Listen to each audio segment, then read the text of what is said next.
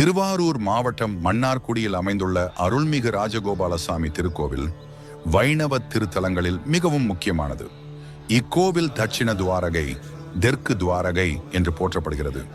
கோவில் வரலாறு தோற்றம். இக்கோவில் 11ஆம் நூற்றாண்டில் முதலாம் குலோத்துங்க சோழனால் கிபி 1072 முதல் 1122 வரை கட்டப்பட்டது. பின்னர் வந்த சோழ மன்னர்களும் தஞ்சை நாயக்கர்களும் இதனை விரிவுபடுத்தினர். நாயக்கர் காலம்.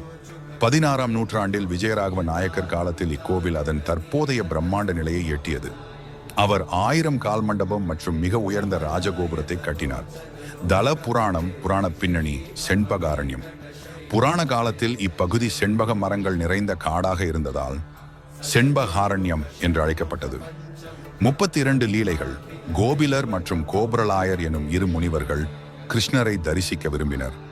அவர்களின் தவத்திற்கு மகிழ்ந்து இறைவன் இங்கு அவர்களுக்கு 32 விதமான லீலைகளை காட்டி அருளினார்.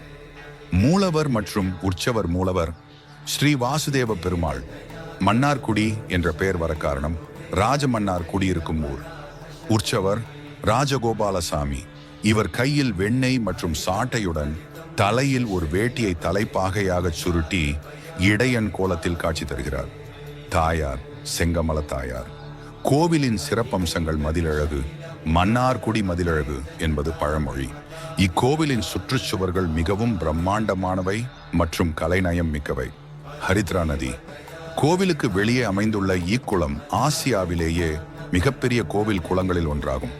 பரிமாணங்கள். சுமார் 23 முதல் 33 ஏக்கர் பரப்பளவில் அமைந்துள்ள இக்கோவிலில் 16 கோபுரங்கள், 24 சன்னதிகள் மற்றும் 7 பிரகாரங்கள் உள்ளன. முக்கிய திருவிழா. பங்குனி மாதத்தில் நடைபெறும் பிரம்மோற்சவம் மற்றும் அதில் வரும் வெண்ணெய் தாழி உற்சவம் மிகவும் பிரசித்தி பெற்றது. இக்கோவில் இந்து சமய அறநிலையத்துறையின் கீழ் பராமரிக்கப்பட்டு வருகிறது.